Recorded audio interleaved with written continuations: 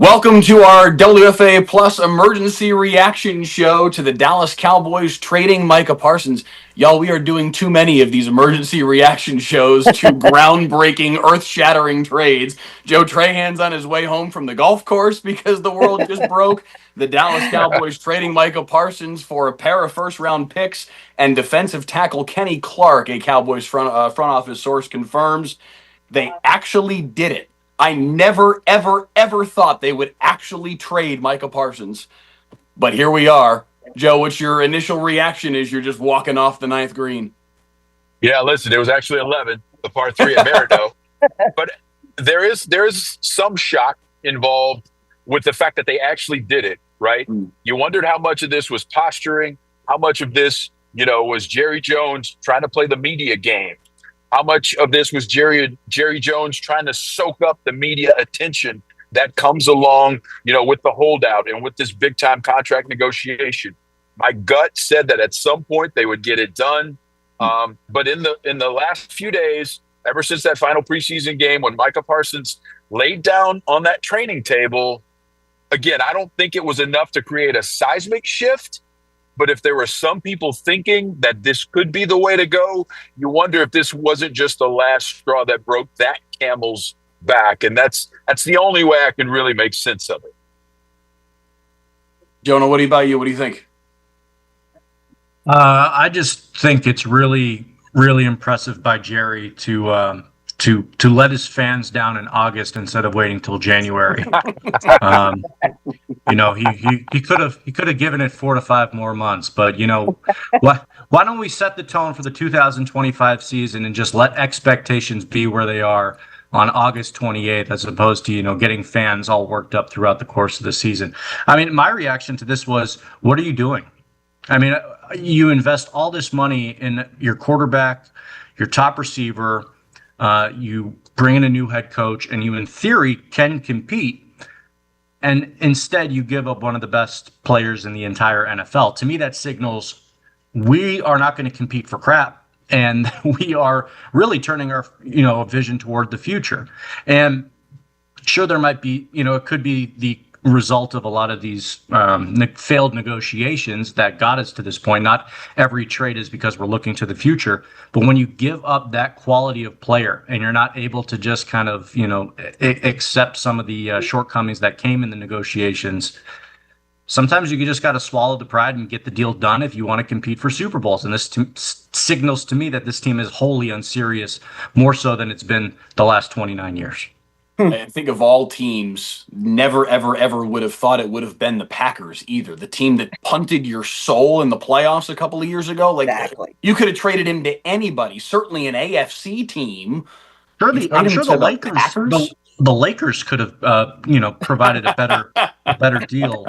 Well, they only. How about you, Rebecca? What do you gave them one first? I'm sorry, they only gave them one first. But in this scenario, the return is not so bad compared to the Luka trade. We can get into all of that in a minute. Rebecca, what's your reaction as the resident Cowboys fan?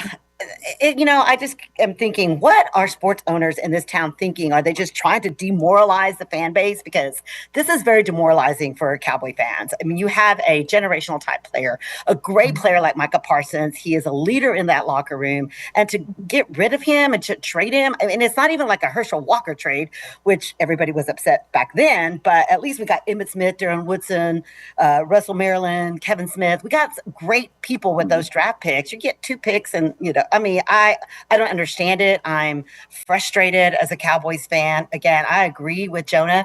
We're not even thinking Super Bowl when you get rid of somebody like Micah Parsons.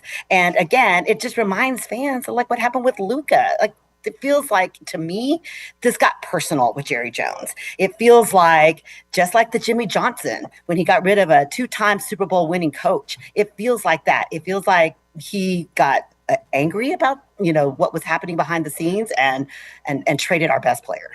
Yeah, it feels like Jerry let his money get mad, right? Which is something you're never supposed to do. You're never supposed to do in business, but that's what it feels like.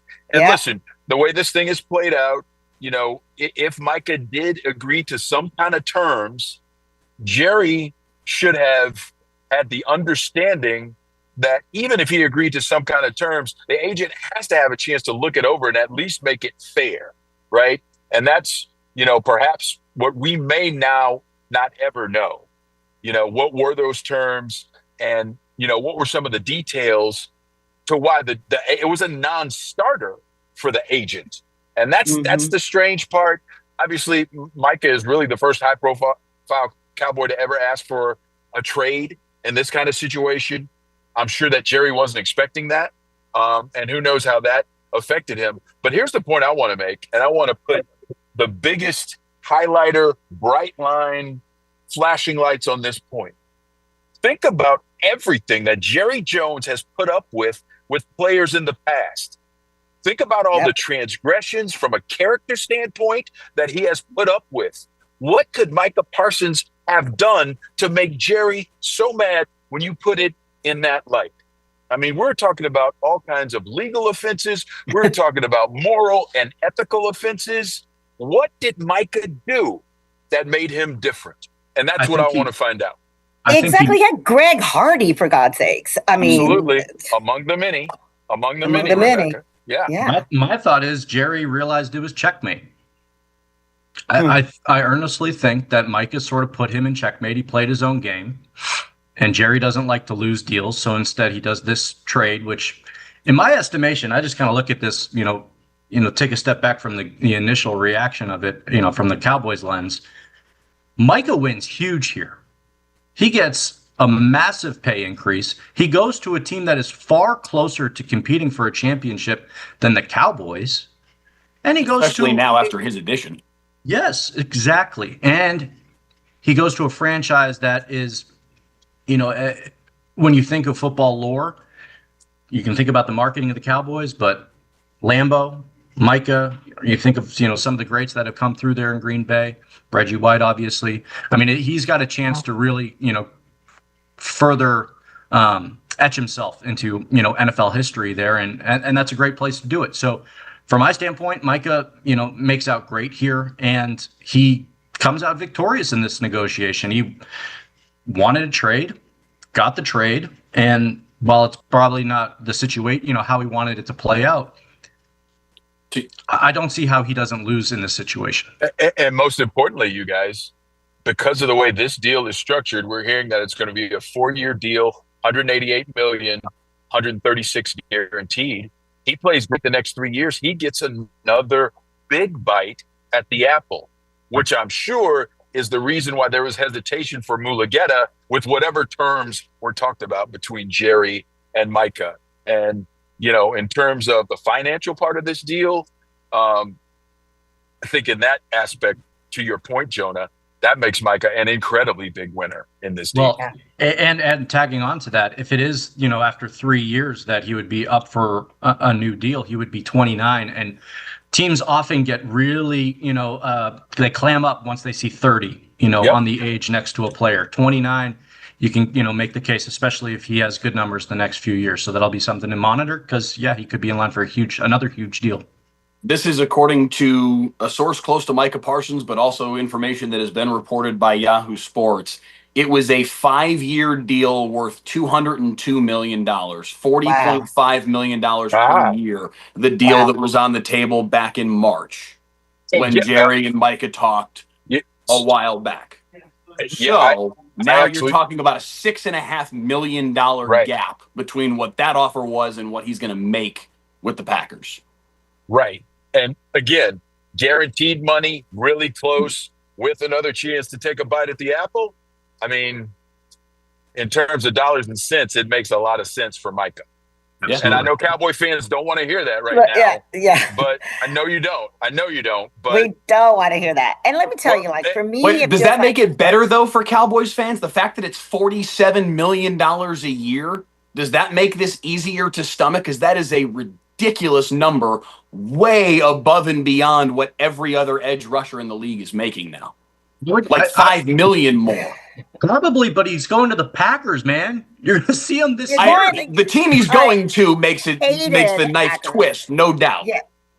But to me, it feels like our championship window is closing. You hear Jerry on the recent documentary that came out, and he's like, "We're all in. I really want to win a championship." But this is opposite. This contradicts what he is saying publicly, because I feel like Dak and CD, especially Dak, I feel like he's got maybe one good year left. So what are you doing? You're not setting us up for a championship. This is, to me, feels like a rebuilding year instead when you trade off Micah Parsons. I think that sound you hear is the rest of the NFL laughing when you said the Cowboys championship window. Yeah. There was one? Also, I think at least with these players, yes. Also, the is closing as opposed to been closed for Yeah. Well, but again, this is kind of really forecasting. Do the Cowboys think that their championship window was already closed, and they didn't want to have to try and build the next iteration with Micah Parsons as one of the key figures because of some of the things they know behind the scenes that we may not be privy to? True. Just a thought.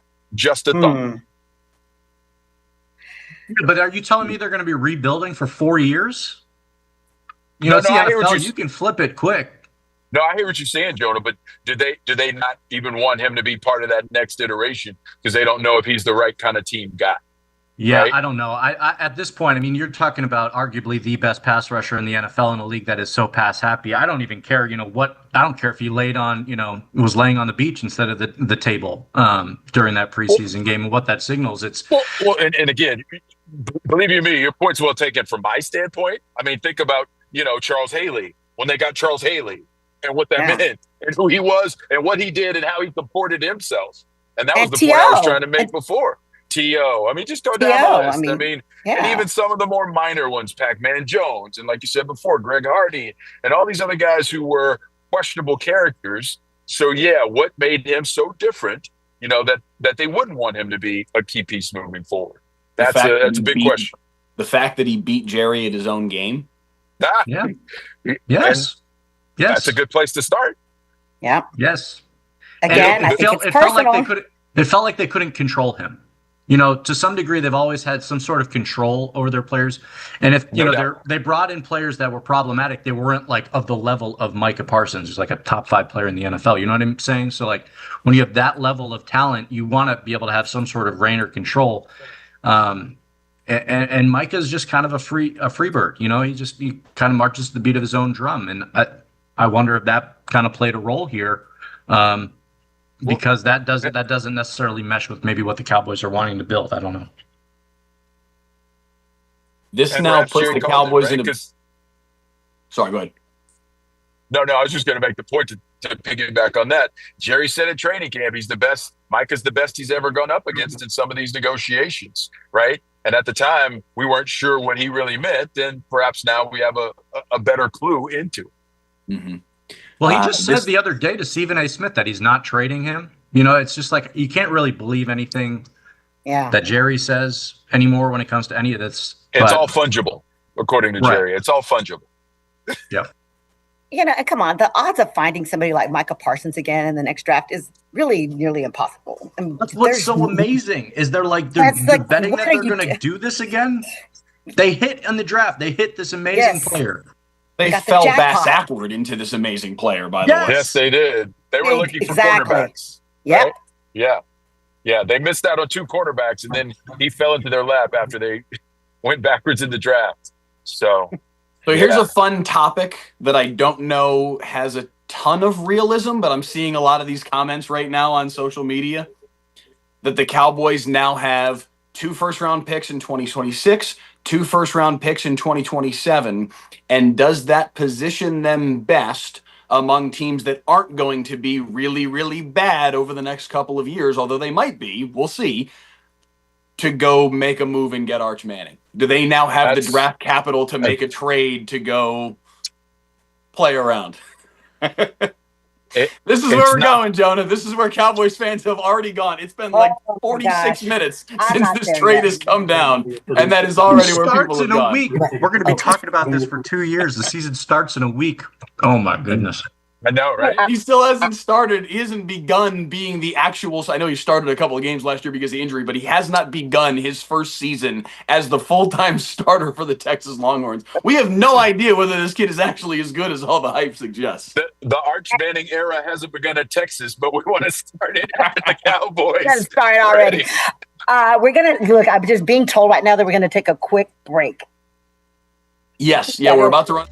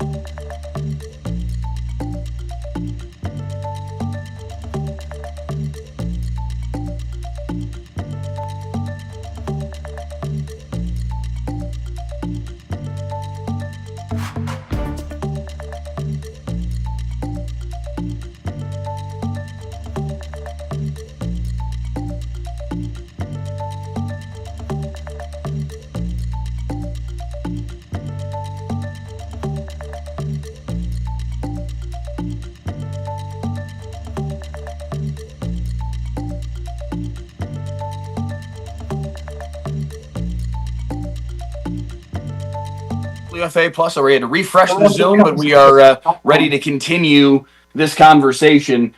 So much to get into here, but text message from one of our colleagues just a moment ago reminding us that the Cowboys play the Packers 1 month from today at AT&T Stadium.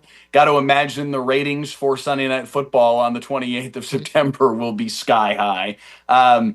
It's bad enough that they trade him to a franchise that has gutted this team many times now in the postseason, but to trade him to a team you have to play week 4 of the regular season just kind of sinks the knife a little further. What, as you guys have maybe had a couple of moments to kick this around your brain further, any other thoughts sparked to mind as we were resetting? It's the Cowboys, right? I mean, something happens, and then on its face, you're like, man, that's really tough. And then you start to dig just a little deeper, and it just starts to spiral. We've just seen it too many times, especially in the last 30 years with the way this organization is run. And, it all makes too much sense at this point for those of us who have followed this franchise for a long time. It's just how it goes. And I've said this on countless times, especially when we do our editorials for the morning show. Cowboys fans, you deserve so much better than what you're getting. I feel for you. I don't know how you continue to do it. You obviously do, because that valuation is at $12.8 billion. But I do feel for all you Cowboy fans, especially with the loyalty you continue to show. We saw an interesting moment last year at training camp where people started to kind of turn off on this team and stop showing up a little bit. It was only at practices. Once we got to the games, they came back. But we did see a little moment of, and I heard from Cowboys fans out there in California. There's a Southern California Dallas Cowboys fan club that I ran into when the Cowboys played the Rams in the playoffs, whatever that was, 6-7 years ago in LA, the game where the Rams ran all over them. And I heard from a couple different guys that run that group that they were consciously boycotting Cowboys camp. This was last year at training camp, not this year. This year's attendance wasn't markedly off. I think there was a lot of intrigue about, all right, what's the Brian Schottenheimer era going to look like? But we've seen in the last 14, 15 months, Cowboys fans at least one time for a moment kind of turn off on this team. You can't help but wonder, the same way we saw with the Mavs fans' reaction to the Luka Doncic trade, will this spark something similar? Will Cowboys fans react to this in any sort of similar way, or are they still going to be right there like they $13 billion worth says they always have been? I don't know, man. I feel betrayed as a Cowboy fan. I feel very betrayed about what happened today. Again, I have bled silver and blue for decades, and I feel so disheartened. And I've been talking to people that had season tickets last year. A lot of people did unload their season tickets. I do and am hearing from fans, they've burned jerseys, they're upset. It's been 30 years almost, like 29 years this year, without a Super Bowl. I mean, that is ridiculous. And you keep telling us, Jerry, you're all in, we're all in. But this is the opposite of being all in. I really am very discouraged. I mean, Micah Parsons is what was, to me, exciting about the Cowboys, really about the only thing that was exciting about the Cowboys this year. And now that he's gone, I feel like people are going to feel a lot like what they felt when Luka got traded as well. All right, let me follow that up with the question that has to be asked, though, Rebecca. Will you stop going to games? Well, only time I've been going to games recently was when I have a press credential and I'm going to cover them on Thanksgiving Day. I did not buy any tickets last year. Okay. All right, we'll see. We have some change. And I didn't buy any Cowboy gear at all. Okay. So I am. All right. We have to make a stand. We have to take a stand. I agree. Okay, the Cowboys will hold a press conference, by the way, tonight at 6:30. Okay.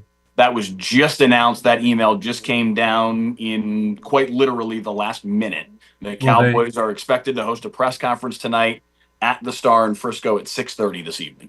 Will they be selling pitchforks with the Cowboys logo on it outside the stadium? Oh, my gosh. So what's the scouting report on Kenny Clark? Here we go.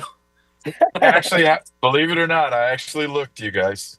Kenny Clark used to be a really good Three-time player. All-Pro, three-time Pro Bowler. Yeah. Yeah, he used to be a good player. In fact, he used to be the prototype one technique. Now he is like Pro Football Focus ranks him 28th in the league. So, I mean, they're literally saying just about every team in the entire NFL, has a interior defensive lineman better than Kenny Clark. So, listen, but with the way that interior defensive line for the Cowboys is struggling right now, they could probably use it. It's a good position to add a body, for sure. Yeah. It's the position on this roster to add a body. And he is a guy that's made the Pro Bowl 3 times. To your point, he's not the player that he was. That was 19, 21, and 23. We're a little removed from that. He is now 29. He will turn 30 on October 4th. So that all matters here. But if you were going to pick one position to add somebody, they at least got that part right. But J.J. Watt just tweeted, keep refreshing and reading to make sure it's real. No way, is what J.J. Watt just said. Look, the only person happy today is Nico Harrison. And Packers fans. He is smiling just a little bit wider right now. My gosh. What if, how the Packers are publicly owned? What if Jerry has, a ton of stock and ownership in the Packers? And funny. That, this whole charade for the last 10 years has just been a deep fake, and that, Jerry is responsible for the Packers. Man, don't spin up the conspiracy theories. That is a bridge too far, Jonah. Sorry, that is a bridge too far. I'm loaded up on Dayquil, and the conspiracies are brewing. Speaking in earnest here, they need to have age limits with NFL owners. We need it in the Supreme Court. We need it legislatively. We need it in an executive office. I think we need it with NFL owners, because I don't know how somebody in their right mind would make a trade like this. It just makes absolutely no sense to me how you would trade your best overall player on the team for 2 first-round picks that are probably going to be towards the latter end of the draft and a over-the-hill defensive tackle. It is just so mind-numbing, and I think they could have gotten a better deal, but they decided to pull the trigger and trade him in conference. I don't know. I will say this, baffling. just in fairness to, frankly, the elderly. Nico Harrison's a young man and made just as ridiculous a trade 6 months ago. So I don't know that it necessarily has anything to do with how old Jerry is. I do think that this will ultimately be a mistake, because I don't know that they're going to get enough with these 2 first-round picks to make us look back favorably on this deal. Chances are much higher that the best player that comes out of this deal will still be 26-year-old, still plenty of his prime left to go, Micah Parsons. I'll be intrigued to see who they get with those 2 players, but to your point, Jonah, yeah, they will probably be, barring a Jordan Love injury or something of the like, they will probably be 20 plus anyway. They're going to be the back 20s. half of the draft at the very least. So, yeah, it's hard to imagine how the Cowboys win this trade. So I joke about the age limit stuff, but I do think about this every time Jerry, he talks about deals and he tells us all these stories during his press conferences, and he, harkens back to, when he tried to, hash out the Des Bryant contract or the Emmett holdout and all this different stuff. And I just think about, there's a guy who's about to be 83 and he's done a lot of deals. And he's got a long track record of making deals in various capacities. And while that has brought him so much knowledge and experience, the NFL, to some degree, making those deals, they're not super complex right now. And a lot of teams are able to do it effectively.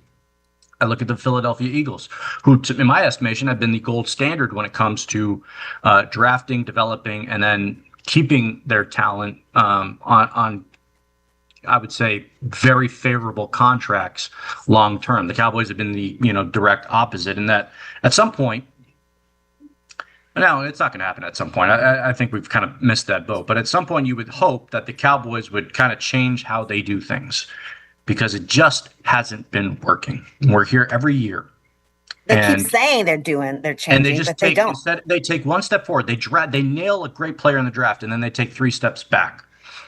whereas other teams are able to draft, develop, and then really build toward the future and have a competitive team. I really don't remember the last time the Cowboys had both, a team that could win now but also was set up for future success. If nothing else, this is a departure from what they've been doing the last several years.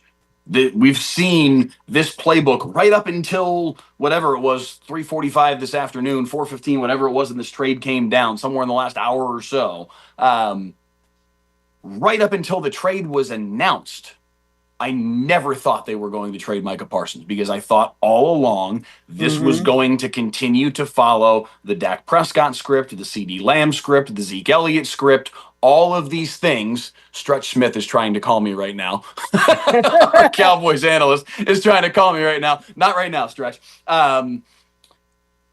All these times we have seen the Cowboys do this, even going back to Des Bryant, the first summer that I was here. And it was always a deadlines make deals kind of situation. And here we were, approaching finally the deadline. And I think we all thought, okay, they'll push it right up to the deadline. Jerry will squeeze every little drop out of the attention that he can get. And then he'll sign Micah Parsons and off they'll go. Or they'll come to some sort of maybe a Bengals type agreement with Hendrickson like they did last week. Something like that, perhaps, if necessary. Never thought that they were going to trade him, because I thought it was going to follow the same script that we have seen so many times. So if nothing else, I don't know if this is the kind of departure that Cowboys fans wanted, but this is a departure from the norm. Definitely not what we wanted. No, not at all. Departure in the wrong way, right, Rebecca? I kind of feel like what Denzel Washington was saying. Like Denzel Washington probably summed up what all Cowboy fans were feeling when he said, "Look, it is business over football. It is business over winning a Super Bowl. And I don't care how much Jerry Jones says we're going to win a Super Bowl. We're all in. This is the year. Blah blah blah." At the end of the day, the moves that you make is not getting us to a Super Bowl. And I feel like, but you're still one of the wealthiest or the most profitable sports franchise in all of sports. And so you're making billions of dollars, but you're not putting the fans and us first. It is definitely in his pocketbook. You're right, Rebecca. What Denzel said, and it was very eloquent, box office, not Oscar, is what he said. And he also went on to say, all money isn't good money, Jerry. And those two things, really do kind of hit at the heart of the matter, right? Because the popularity of the Cowboys only continues to grow. And it feels as though, and I know it feels for you, Rebecca, on this day, that you're getting further and further away from getting anywhere close to that Lombardi trophy that will, in all likelihood now be 30 years in your rearview mirror as a Cowboy fan. And that's got to be hard to take. And it's bad. It's not good for Jerry Jones. Look, I came here in 1998 fully expecting that I would get to cover a Super Bowl with the Cowboys. And here I am, close to retirement, and I probably will never get to cover a Dallas Cowboys Super Bowl before I retire. Rebecca, that's an all-timer right there. That is an all-timer. The other thing that Denzel said, he ain't thinking about us. He's thinking about his pocket. Yep. That's how we feel. $47 million a year would have been a big old hit to his pocket.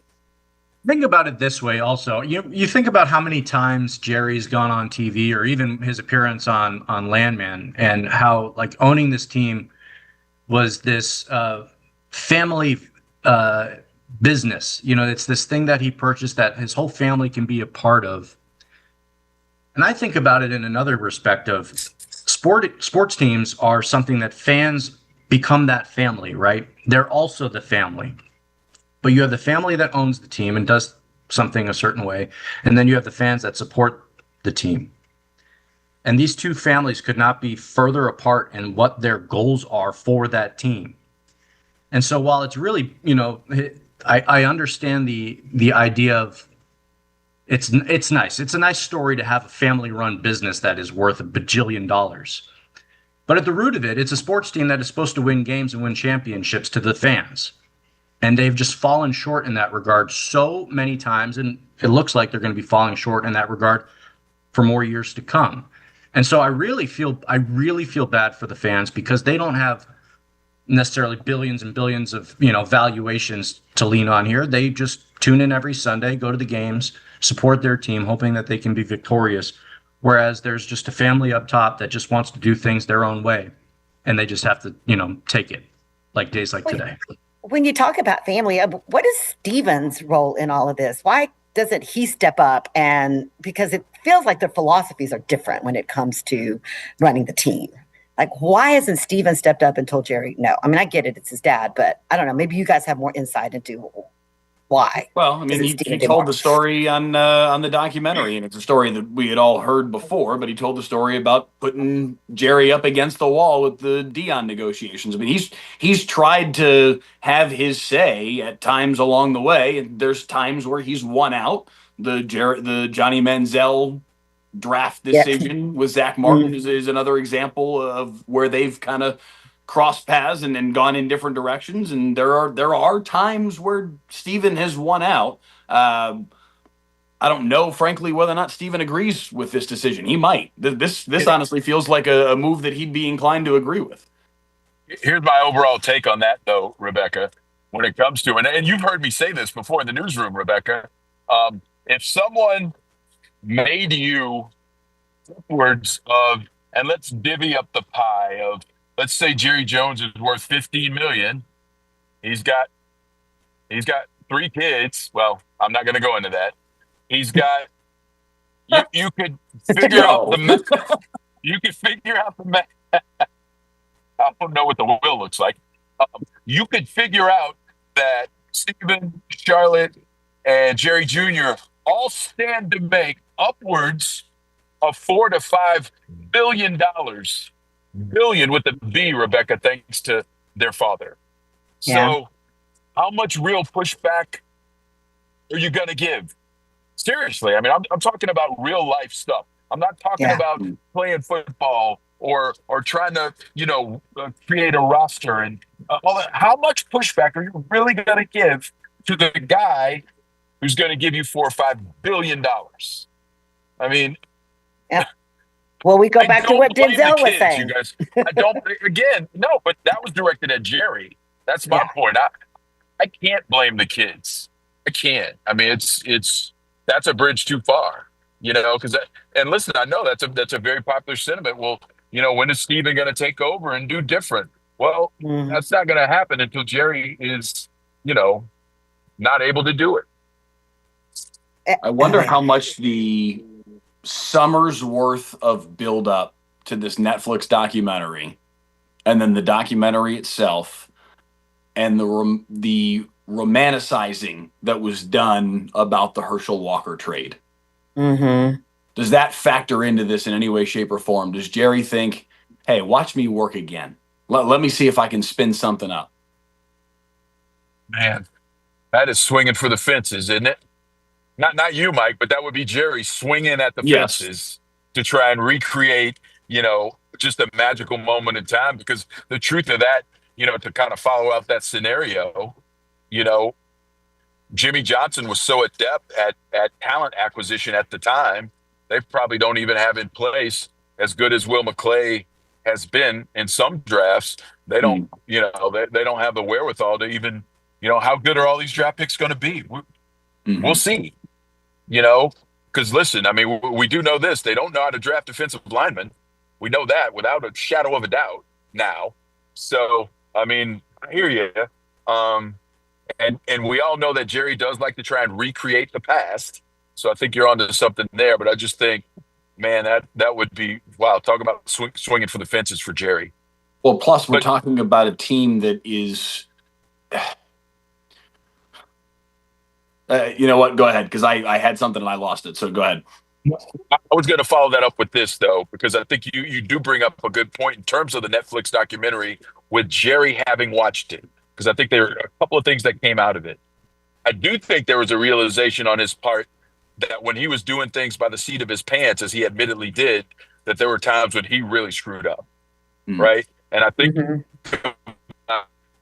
when after he lets Jimmy Johnson go, and then he's in bed with Jean, and she's like, you just can't You just can't leave well enough alone, Jerry, can you? You just can't leave well enough alone. So I think he had some thoughts about, those things and really not doing his level best at all times.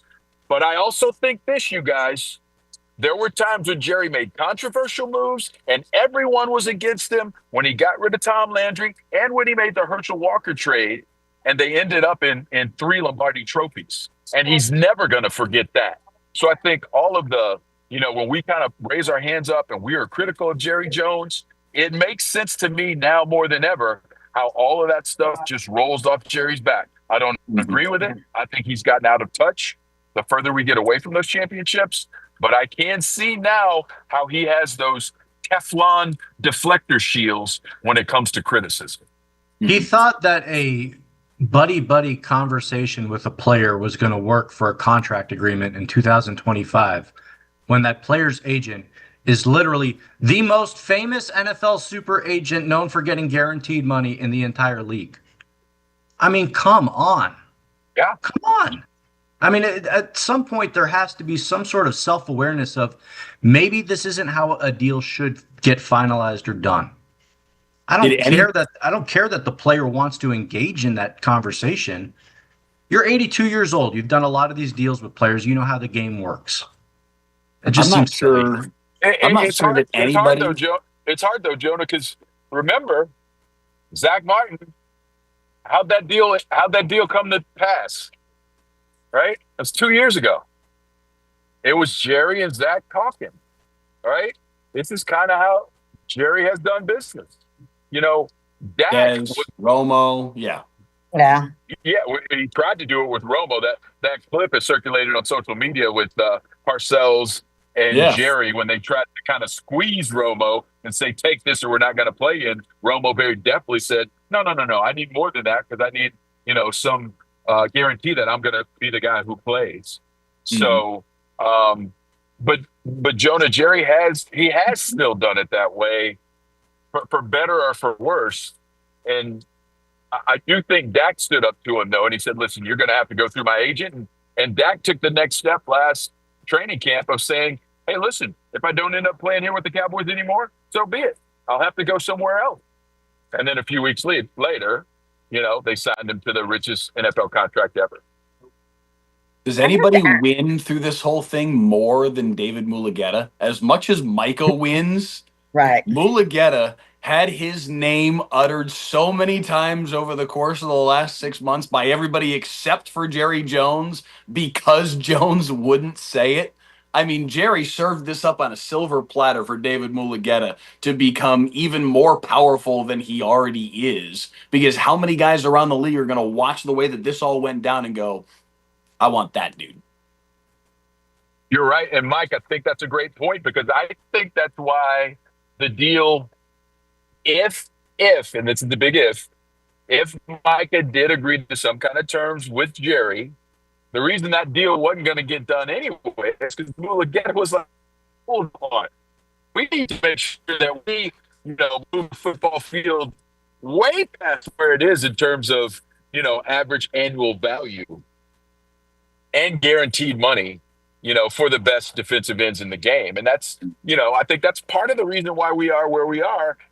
And because he made that stand and because he got this money, got his contract for his guy. I mean, these are the kind of things that, you write books about after the fact. So, man, I can't wait until all the details about this come out. Yeah. Well, it's worth noting. I mean, they're different agents, but they're still under the same agency firm. Dak's agent, Todd France, same agency as Micah Parsons, David Mulugheta, also part of Athletes First. So interesting that they've engaged in talks with this firm before, 8 different agents though, but unable to come to an agreement on Micah. I have to ask that you guys that are at the Star more than I am, what does this do for the team as far as morale? How demoralizing is this going to be in the locker room? How do you feel like you're trying to win right now? Like, how does anybody in that locker room look at each other and say, "Hey, we're optimized right now. We're going to go out and be a good football team," when you don't have that dude? Right. It's hard to sell hope to your team, Yeah, much it's a less good the fan base question, at this you point. guys. Yep. Joe, what were you saying? I didn't lose Joe. I was just going to say, it's a really interesting question, right? Because, the way, and this is for decades, the way I've heard it from players is, if that guy's going to go out there and produce and make it easier for you to be a better player, you will put up with a lot of stuff, from said player. And I just don't know what Micah could have done, to make his teammates think he would be expendable because he's so damn good. That's the part that, I don't see how it could get there. But again, I have heard from some people that there are people in the locker room who have grown weary of some of the things that Micah has done, but not for him to be gone. And that's where we are, and that's completely different. And I just think it's a signal, man. 12 to 15 sack guys are not grown on trees, as the great Bill Parcells used to say. And when you let one go, man, that's just a hole that it's incredibly difficult to fill. Yeah. Because I remember for years, the Cowboys and the Cowboy fans kept saying, we need a pass rusher. We need a pass rusher. We need good pass rushers. Because for a long time, we didn't have good pass rushers. And then you have the best that you can get, and you let him go. Again, it just doesn't make sense to me. I don't get it. It really doesn't make sense when you place it within the context of the deals that they did just last year for Dak and CD. Like this does not compute with the timeline that they were trying anyway to claim they were on from the standpoint of competing.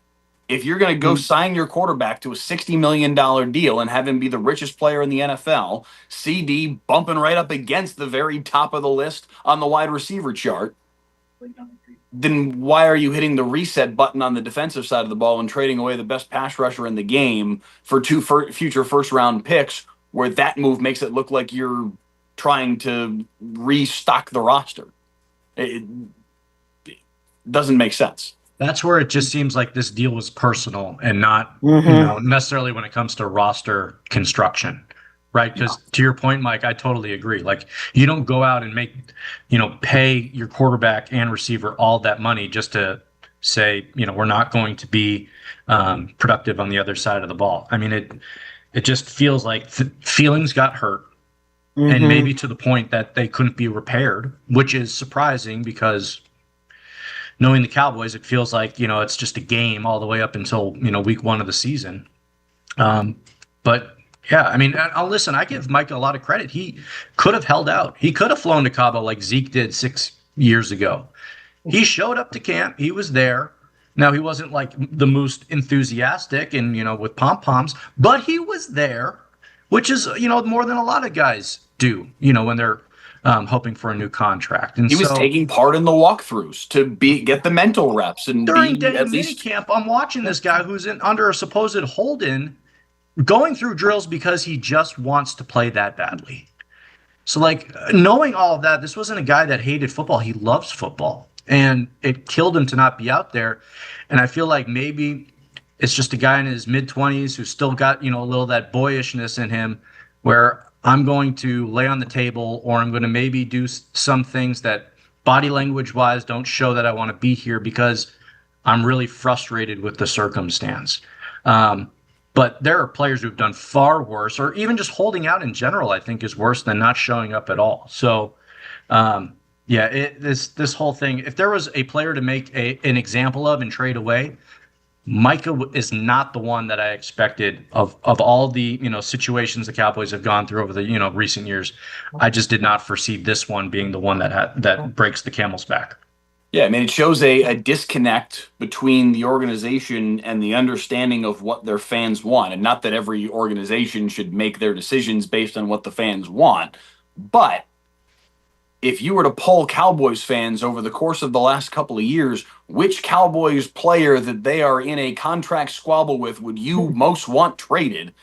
Micah might have been at the bottom of the list of these three guys, Dak, CD, and Micah. And we know Dak would have been at the top just because of the conjecture around Dak. But there's no way Cowboys fans would have wanted Micah to be the one where they draw this line in the sand. And I'm going to be number one. He would probably be one of the number one of those three options. Yeah. I'm going to be really ticked off if the Green Bay Packers win a Super Bowl, just as I'm going to be ticked off when the Lakers win a freaking championship. I'm going to be really upset. Which one is worse? We've got like 5 minutes left on this Zoom. Which one of the two trades is worse? Luka still. Yeah. That's where I am too. But they're coming. They're literally right off of a championship run. Yeah. And vibes are so high. He's plus the return was just not enough. So I still think Luka is worse. Plus he did in the middle of the night, which was a little sketch. So well, and it's the return too. Like in a league in the NBA where you are able to get 4 and 5 first round picks and you only get what the Mavs did, as compared to in the NFL, the 2 that the Cowboys got is about as much as you ever really see. So they at least got the return part of it. I don't know about the Kenny Clark of it all, but it's honestly, I decent player. I disagree. I don't think they got a good return on this deal at all. Now, if they were trading with a team that's like bottom of the league and they're getting a couple of first round picks, then maybe that's a little bit more enticing. But why would a team at the bottom of the league make this deal? Yeah. Maybe they're trying to revamp their defense, and like a team like the Jaguars that really just wants a real a force on the line. I don't know. It's more of saying 2 mid to late first round picks for a guy that does not grow on trees. Right. Just doesn't seem like enough. And maybe it was their best offer, but it still doesn't seem like it was enough. Well, and that is a good point, Jonah, because I mean, if the Packers continue to ascend with a good quarterback and a guy like Micah leading their defense, and these picks end up being early in the 20s, 21, 22 or later, we've seen what the Cowboys do with that. And you do make a good point, John. I mean, the return isn't even close. So I guess I just mean when we're comparing it to the Luka trade, where you got one first round pick, and in the space we're in the NBA, you can get like 4 or 5. Like look at the Khalil Mack trade. That was 2 first round picks. It was also a couple of later round picks, but you could make the argument that Kenny Clark is maybe comparable to the couple later round picks that the Raiders got in that deal. It was 2 first round picks in that deal. It's 2 first round picks here. This feels at least closer to market value than what the Mavs got for Luka.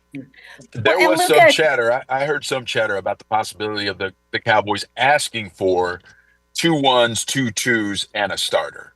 Right. So, and again, that could have been the ask, and they get the 2 1s, and they say, "All right, good, we'll do it." But it is interesting, right? How this could play out, and now we get to track those first round picks and those first round players, and we will compare it to the Herschel Walker trade, and I would submit to you that it'll get nowhere close. You're not going to get Emmitt Smith, Darren Woodson, and Russell Maryland. Well, Kevin Williams, no. Or Kevin Williams. But I mean, as it's often said about. Sorry, go ahead. You got to wrap up, guys. We do have to wrap up here. We do have to wrap up. All right, but for me, Luka was worse because we went to the finals with the Mavs, whereas we didn't even make it to the playoffs with the Cowboys. So for me, I still think the Luka for that reason alone. Anyway. Yeah. No, it's. As they often say, you win a trade by ending up with the best player that comes from the trade. It's hard to imagine whoever they pick with these 2 picks ending up better than Micah Parsons. Yes. One parting thought. We have got to stop meeting like this. Buddy, goodness gracious. Got to stop by the way, meeting